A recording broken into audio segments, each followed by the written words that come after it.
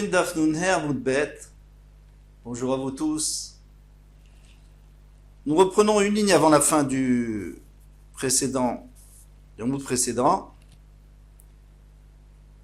Donc Ravuna nous avait dit que si on a une ville qui est coupée en deux, parce que elle était fermée normalement, et il y a des maisons qui se sont effondrées au milieu, ainsi que la muraille, donc il y a comme un vide au milieu et qui sépare la ville en deux.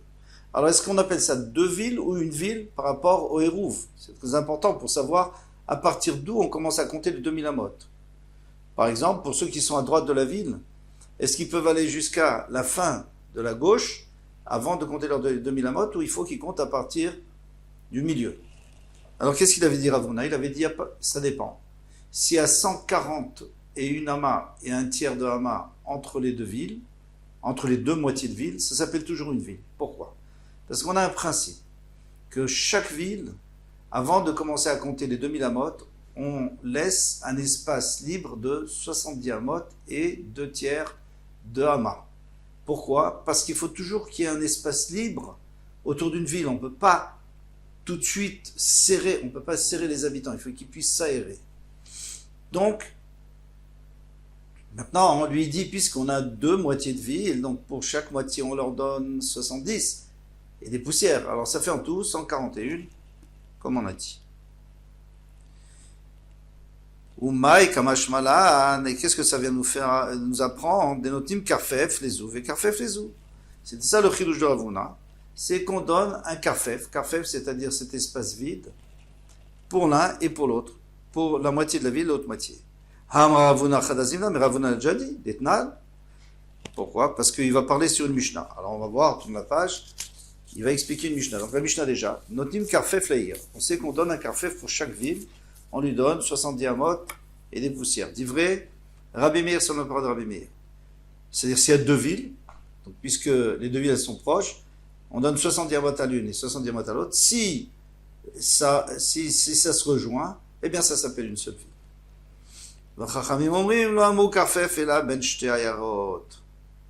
Pardon.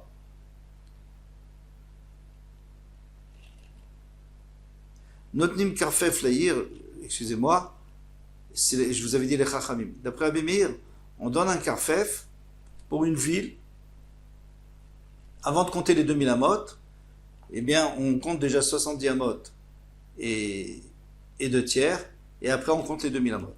Divrei Rabbi Meir. Les chachamim disent, lo amru karfef, et la ben shte ayarot. On a parlé d'un karfef que s'il y a deux villes. Mais s'il y a une seule ville, on compte tout de suite les 2000 amot, à la sortie de la ville. Et là-dessus, Veitmar, Ravuna, et Ravuna a dit, Ravuna Amar, Karfef lesou, Karfef lazou. Quand on a dit 70 amot et des poussières, c'est pour chaque ville. Donc si finalement à 140 et une amas et un tiers, eh bien, il y a déjà l'autre ville, alors on peut rapprocher les deux villes et considérer que c'est une seule ville. Il dit non, on met que 70 amot et 2 tiers pour les deux villes. Et si l'autre ville est à 71 amot, eh bien c'est fini, c'est une deuxième ville, on ne peut plus les compter comme une seule ville. Donc en tous les cas, on a déjà vu ce principe de Ravuna, que entre deux villes, eh bien il y a 2 fois 70 amot. Alors ici aussi, entre deux moitiés de ville, il y a 2 fois 70 amot, c'est normal. La Gemara dit non, on a eu besoin de dire les deux. Diash, si nous avait enseigné ici, dans les deux moitiés de ville, Mishum Davelet Sadet Termekara, parce que c'était une fois une ville. Bon, d'accord, maintenant il y a eu un éboulement, mais c'était déjà une ville. Alors on peut dire que si c'est relativement proche, ça reste toujours la même ville. Avalata, mais Malo, mais là-bas où c'est vraiment deux villes différentes. Mais bon, elles étaient même éloignées au début, mais elles se sont rapprochées parce que les gens ont construit des maisons. Alors pour l'instant, c'est pas évident que à 141 amas, ça s'appelle la même ville, peut-être pas encore. Mais si on nous avait fait entendre là-bas dans les deux villes, Mishum, Dedachikatesh Mishayu, c'est normal, parce que chaque ville a absolument besoin d'être aérée. Donc s'il y a 70 amot, c'est pas du luxe. Donc 70 plus 70, ou 70 et des poussières, eh bien on arrive à 141. Avalacha, mais dans notre ville à nous, il n'y a pas de problème d'espace. Pourquoi? Parce que jusqu'à présent, il y avait des maisons là-bas. Ça n'a jamais dérangé personne. Donc on n'a pas besoin de vide à cet endroit-là. Et malo, j'aurais pu croire que dans ce cas-là, on ne leur donne pas les deux fois 70 amot. C'est pour ça qu'il fallait dire dans les deux cas. Et comme avait ben yeter la keshet. Alors maintenant on revient. Combien y a-t-il entre yeter et keshet? Alors, on avait un arc. Donc c'était un fer à cheval. Et le keshet, c'est le bout du fer à cheval. C'est là où les deux parties se rejoignent, le rond. Il faut bien se rappeler, ça c'est le keshet. Et yeter, c'est la corde.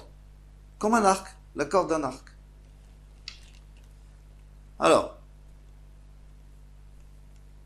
nous, on avait parlé qu'entre les deux extrémités de l'arc, il fallait qu'il y ait un peu moins que 4000 amot. Mais maintenant, depuis le fond de l'arc jusqu'à la corde, combien d'amot? Combien il peut y avoir? Rava Baravuna Amar Alpaimama, il dit 2000 amot maximum. Parce que si c'est plus que 2000 amot, c'est fini, tu es sorti du trou. Alors tu peux pas. Celui qui habite au fond de l'arc, il peut pas sortir 2000 amot et après on lui donne encore 2000 amot. Si c'est moins que 2000 amot, alors il est encore dans la ville. Et à ce moment-là, on lui donne encore un trou. Mais sinon, il a déjà utilisé son trou. Rava Berederabba Baravuna Amar Afilu Yeter Me'alpaimama. Il dit même s'il y a plus que 2000 amot, il n'y a pas de problème. Pourquoi? On va voir tout de suite Amarabaye Kavate Derava Berederabba Baravuna Mistavra. C'est logique comme lui l'a dit, que même plus que 2000 amot, ça pose pas de problème, tu peux aller jusqu'à la corde, et de la corde, tu as encore 2000 amot. Pourquoi? Debe Hadar Ate Derbatim. Parce qu'admettons qu'il y a 5000 amot, ou 10 000 amot. Il n'y a pas de problème, puisque moi, c'est vrai que j'habite au fond, c'est vrai que je dois faire 10 000 amot avant de commencer à sortir du trou. Mais je ne suis pas obligé de passer par le milieu. Je peux très bien passer par les maisons. Et si je passe par les maisons, donc je suis toujours en ville. Donc je n'ai pas de problème. Parce que tout le monde est d'accord que celui qui est au bout de l'arc, c'est-à-dire à l'extrémité de l'arc qui touche la corde imaginaire, eh bien lui, c'est sûr qu'il a 2000 amot. Alors moi, je peux passer par chez lui. Ayusham Gidudiot. Maintenant, on passe à autre chose. S'il y avait des ruines, Gevot Asrat Fachim, qui étaient hautes de 10 Fachim, donc c'était des anciennes maisons. Maï Gidudiot, Amaravioda, Shalosh Mechitzot, Shenalem Tikra. Il y a 3 Mechitzot, il faut que ça soit quand même relativement fermé. Donc 3 cloisons, 3 murs, et même s'il n'y a pas de toit, il va y aller où? Alors ils se sont posé la question, Shte Mechitzot. Admettons qu'il y ait seulement 2 Mechitzot. C'est-à-dire, il y a deux cloisons. Viesh alem tikra. Et en plus, il y a un toit. Alors, c'est plus rachouf. Maoke le din. Est-ce que ça peut aussi compter pour élargir la ville? Alors, on avait dit que s'il y a des guédodiotes, et d'ailleurs, ici, dans cette Gemara, on va apporter beaucoup de cas, DU, toutes sortes de maisonnettes qui vont permettre, ou ne pas permettre, d'agrandir la ville. Parce qu'on avait dit que s'il y a une maison qui sort, on peut tirer un fil et on a gagné encore avant de commencer à compter les 2000 amot. Alors, Guédodiot, on avait dit que ça marchait pour élargir la ville. Alors, Tashma, viens, écoute, on va voir.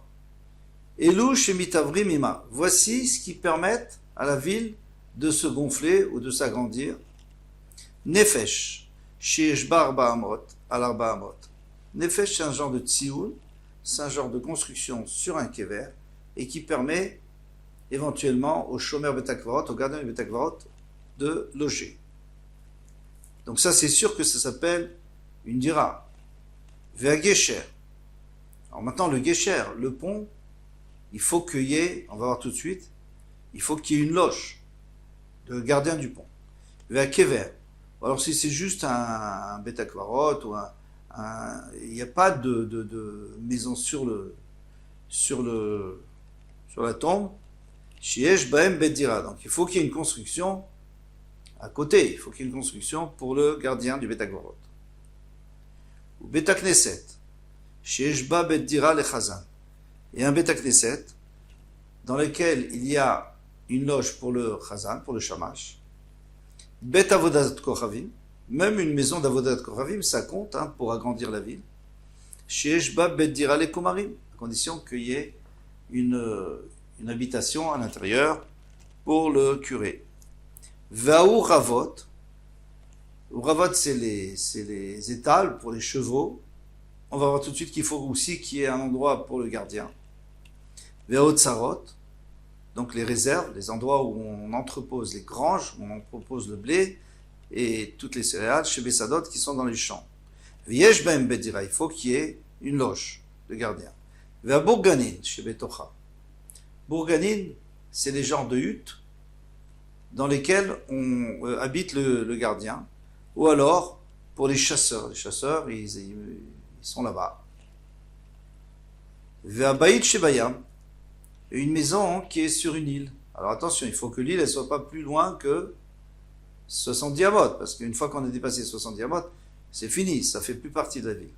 Alors il y a une île très proche, il y a une maison. Eh bien, on peut compter après la maison. Arelu mitavrim ima, elles permettent d'agrandir la ville et de pouvoir commencer à compter le trompe plus tard. Velushen mitavrim ima, et voici celles qui ne peuvent pas agrandir la ville. Nefesh, shlifretsa mishter uchotea, elar va elar. On a apporté tout ça pour ici, pour nous apporter une réponse à notre question. Qu'est-ce qui se passe s'il n'y a que de Mechitzot? Alors, ici on te dit que Nefesh, donc Nefesh c'est la loge qui est sur Bet Akvarot pour le gardien, qui est, donc il y a deux murs qui se sont effondrés, l'un en face de l'autre, et bien maintenant on ne peut plus habiter dedans. Ça ne marche pas. Donc, tu vois que s'il y a deux murs, c'est pas bon. Vagesher, et le pont Vakever, et donc les tombes, chez En Bedira, il n'y a pas de loge de gardien. Beta Knesset, chez En Bedira le Chazan, il n'y a pas de loge pour le chamage, ou Beta Vodat Gravim, chez En Bedira le Komarim, il n'y a pas de loge pour le curé, ou Ravot et les étapes de chevaux, Veotzarot chez Bessadot, et les granges dans les champs chez En Bedira, il n'y a pas de loge, ou bord, un puits, même si on l'utilise, ça sert à l'habitation, mais finalement, ça aide pas pour agrandir la ville. Veshiar, chiar, c'est un genre de puits, mais carré, donc une tranchée. C'est pas carré, c'est rectangle. Mehara, c'est une caverne. Alors la caverne, il faut préciser qu'on peut pas habiter dedans, parce que si on pouvait habiter dedans, ça serait considéré comme une maison. Vegeder, par exemple un mur ça fait pas partie. Shuvar, Veshuvar, et un pigeonnier chez Betocha, qui est dans les champs. Ve'abayit chez Besfina, et une maison qui est dans un bateau, par exemple sur une péniche. Ceux-là ne vont pas aider à agrandir la ville. Pourquoi? Parce que même s'il y a des gens qui habitent sur la péniche, mais la péniche elle bouge, elle est pas, maintenant elle est hackée, mais elle bouge, elle n'est pas toujours là. Donc on ne peut pas compter dessus. Katanemiat, cependant, on a bien enseigné Nefesh Nifritza Mishteu Chotea. Si elle s'est éventrée des deux côtés, et l'arve et l'art d'un côté et de l'autre, Maïlav des Katikra, n'est-ce pas qu'il reste le toit? On n'a pas dit qu'il n'y avait plus de toit. Et pourtant, ça compte pas. Là, des Katikra, il n'y a pas de toit. Mais s'il y avait un toit, peut-être que ce serait bien. Donc on n'a pas de réponse à notre question. Baït Shebayam le Maïchazé. Une maison sur une île, à quoi ça sert? Qui va habiter tout seul sur une île? Amar Rafapa, Baït Shasu Lifanot, Bo Kenim Shebasfina. Eh bien, les gens qui accostent là-bas avec leur bateau, ils mettent là-bas leurs affaires. Ou Mehara, et la caverne Metaveretima, elle ne sert à rien pour allonger la ville.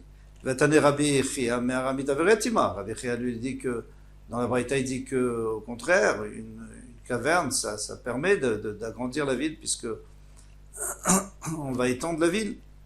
Amar Abaye a répondu, Beshesh Binyan Alpia. Ici, on parle d'une Mehara où il y a une construction, c'est-à-dire qu'il y a une maison à l'entrée.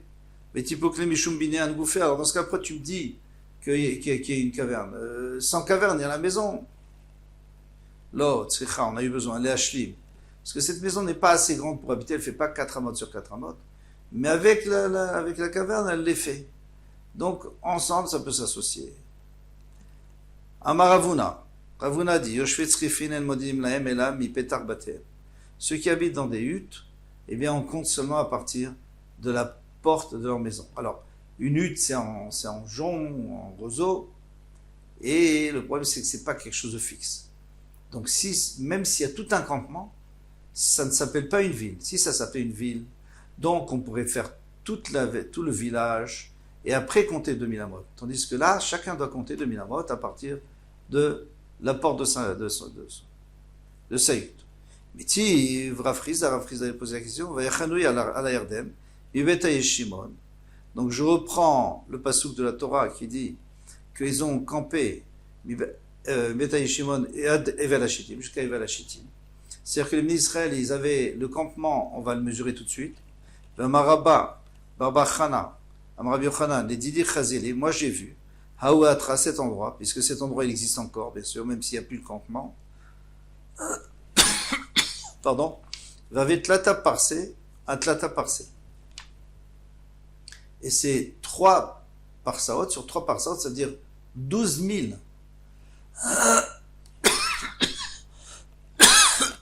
Excusez-moi. Donc 12 000 sur 12 000. Vétania. Et la Braïta nous dit que chez Nifnim, lorsqu'ils vont faire leurs grands besoins. Nifnim, l'olifnem, velolitsadem, ils n'ont pas le droit d'aller devant le Machane, devant le campement des Bnei Israël. Parce qu'il y a le Hanan qui peut avancer, et donc la Shrina. Et pas sur les côtés aussi, parce qu'il peut très bien décider d'aller à gauche ou à droite. Et là, mais il faut aller derrière. Parce que derrière, jamais il fait marche arrière. Le Hanan, la nuée, ne faisait pas marche arrière. En tous les cas, qu'est-ce qu'on voit d'ici? On voit d'ici que quelqu'un qui est devant, par exemple, chez Vetouda, il est devant. Il doit aller derrière, donc il doit faire 12 000. 12 000, c'est combien de fois le Troum Shabbat? C'est 6 fois le Troum Shabbat. Non, c'est 12 fois le Troum Shabbat. Alors, tu es obligé de dire que le campement des Bnei Israël, c'était comme une ville. Et ça s'appelle 4 amot. Mais non, mais c'était des tentes. On vient de dire que les huttes, les tentes, c'est encore pire que les huttes. Amar les Rava a répondu, Digle Midbar Kamra, toi tu parles des campements dans le désert qui va, dirtif, puisqu'il t'écrivait où à leur sujet, Alpi Hashem Yachanou et Alpi Hashem Isaou. Ils vont voyager, c'est-à-dire ils vont s'arrêter lorsqu'Hashem va leur dire, et ils vont voyager lorsqu'Hashem va leur dire, Keman de Kaviel et Odami. Alors ça c'est quelque chose de c'est fixe, c'est-à-dire que si Hachem nous dit maintenant vous restez 20 ans, d'ailleurs c'est arrivé, eh bien vous restez là. Donc c'était quelque chose de kavua. Amar Afrinena Bach Rav Kahana. Afrinena, le fils de Rav Kahana, a dit Amar Avashi, im yesh sham shalosh chatzerot shel shte batim ugveu. Alors il y a une solution quand même pour les huttes, c'est que s'il y a 3 cours et dans chaque cour il y a 2 maisons, c'est-à-dire 6 maisons en tout, en dur, et qu'autour de ça, avec ça il y a des huttes, alors ça forme déjà un petit village. Alors c'est tout un village, et dans ce cas-là, on peut marcher dans tout le village et commencer à compter 2000 amot seulement à la sortie.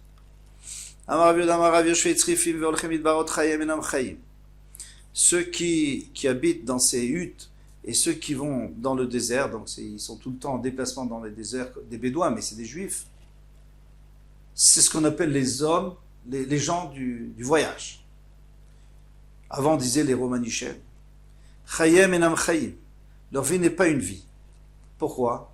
Parce qu'ils n'ont jamais de plaisir. Ils n'ont pas d'eau fraîche. Ils sont jamais dans une maison tranquille. Unsheem et leurs femmes, Ubnem et leurs enfants, Inam Shelem, ne leur appartiennent pas. Pourquoi? Parce que leurs femmes, malheureusement, elles vont avec d'autres hommes. Et on va expliquer pourquoi. Et aussi, leurs enfants, eh bien, c'est des mamzerim. Et si c'est des mamzerim, on ne sait pas à qui ils appartiennent. Tanyan Amiachri, il y a même une braïta qui dit ainsi, et les Erish Beria, Omer, il dit, Yoshvet Tzrifim, ceux qui habitent dans les huttes, parce qu'ils se déplaçaient, bien sûr. Et c'est pour ça qu'ils avaient des huttes, c'est pour se déplacer, c'était pas vraiment. Yoshvet Kvarim, c'est comme s'ils habitaient dans une tombe, parce qu'on a dit que c'est pas une vie, leur vie n'est pas une vie, donc c'est comme s'ils étaient morts. Vagnotem et leurs filles, eh bien, on peut pas se marier avec leurs filles parce qu'elles sont mamzerot. Ou Omer, il y a un passage qui dit Arour shochev imkol behema. Maudit celui qui cohabite avec une behema, parce que c'est comme c'est une mamzeret. Maïtama, alors quelle est la raison? Pourquoi tu me dis que les femmes, elles commettent l'adultère plus qu'autre part? Ou la marche chez En la machatzaot, parce qu'ils n'ont pas de bain public. Alors qu'est-ce qu'ils font les hommes?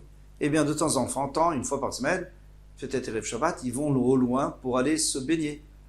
Et à ce moment-là, les femmes restent seules. Et alors, il peut arriver n'importe quoi. Si elles ne restent pas tout à fait seules, voilà, on a compris. Rabbi Yochanan Amar, mitnei shemargishim ze lazeh betfila.